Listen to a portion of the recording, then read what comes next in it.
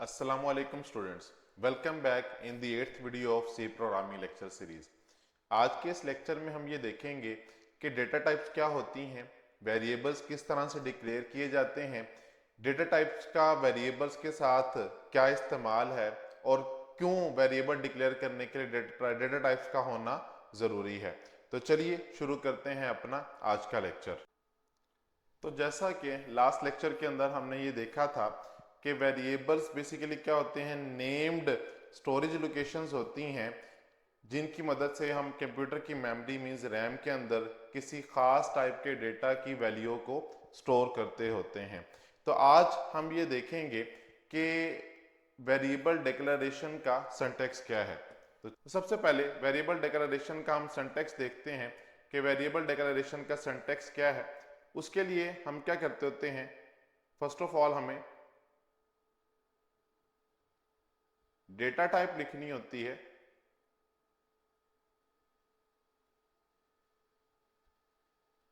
और देन हम क्या लिखते होते हैं, वेरिएबल का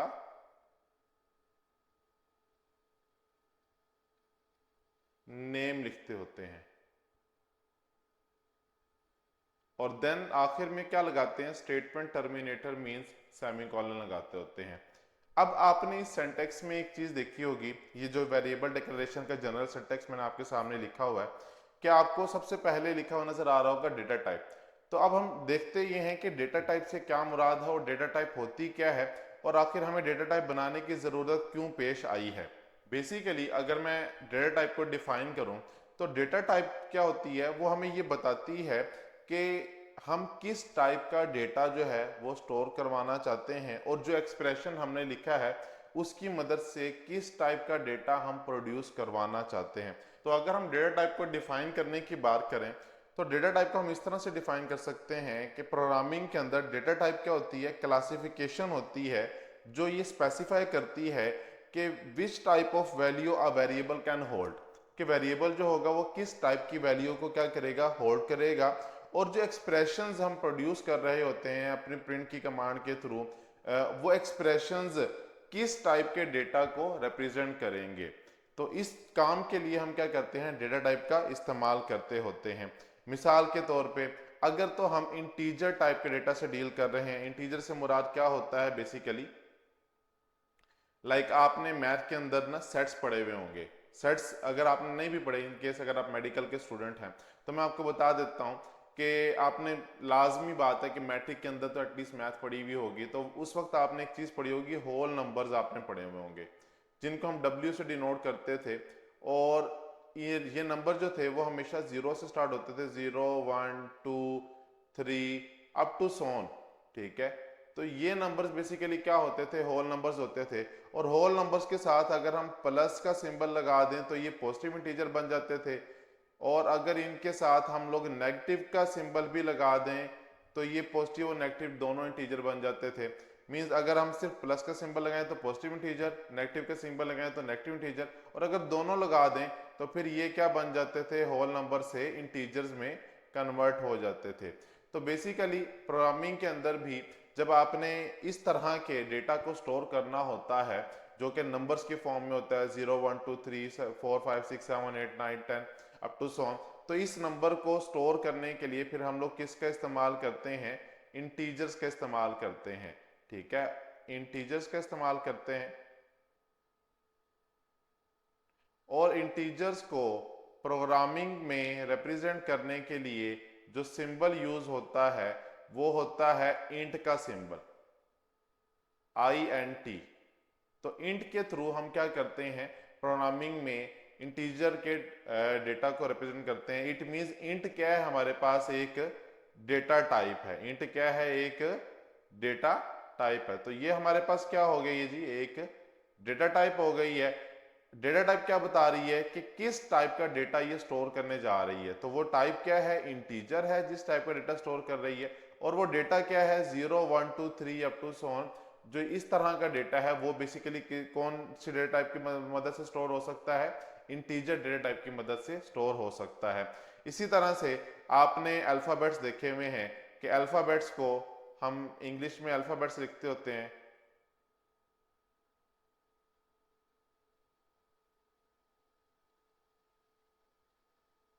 और अल्फ़ाबेट्स को हम कैपिटल भी लिखते होते हैं, ए टू जी कैपिटल भी होते हैं और स्मॉल भी होते हैं, ए टू जी। तो इन अल्फ़ाबेट्स को अगर आपने स्टोर करना है तो उनको स्टोर करने के लिए प्रोग्रामिंग के अंदर हम क्या यूज़ करते होते हैं, चार यूज़ करते होते हैं, चार डेटा टाइप यूज़ करते हैं।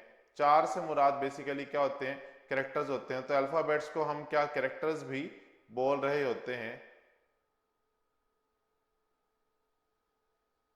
तो अल्फ़ाबेट्स के कैरेक्टर्स भी होते हैं। तो ये प्रोग्रामिंग में भी इनके लिए जो डेटा टाइप यूज़ होती है वो क्या होती है, चार यूज़ होती है। इसके अलावा आपने मैथ में रियल नंबर देखे होंगे। अगर आपको रियल नंबर्स नहीं याद तो आपको डेसिमल वैल्यूज याद होगा। जो डेसिमल वैल्यूज होती हैं इनको बेसिकली हम फ्लोटिंग पॉइंट वैल्यूज भी बोलते हैं, डेसिमल या फ्लोटिंग पॉइंट।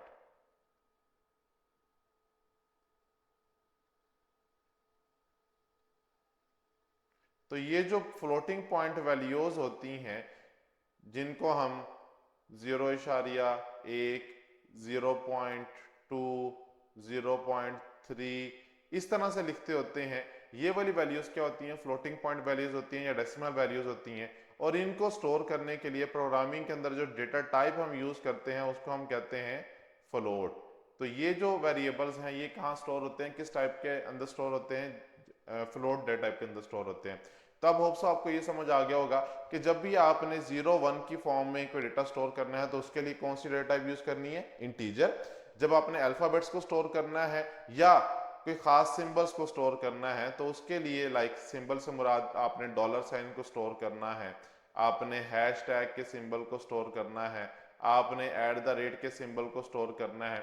तो ये जो स्पेशल सिंबल्स होते हैं अगर आपने इनको स्टोर करना है तो इनको हम किस डेटा टाइप के अंदर स्टोर करेंगे, कैरेक्टर की डेटा टाइप के अंदर स्टोर करेंगे।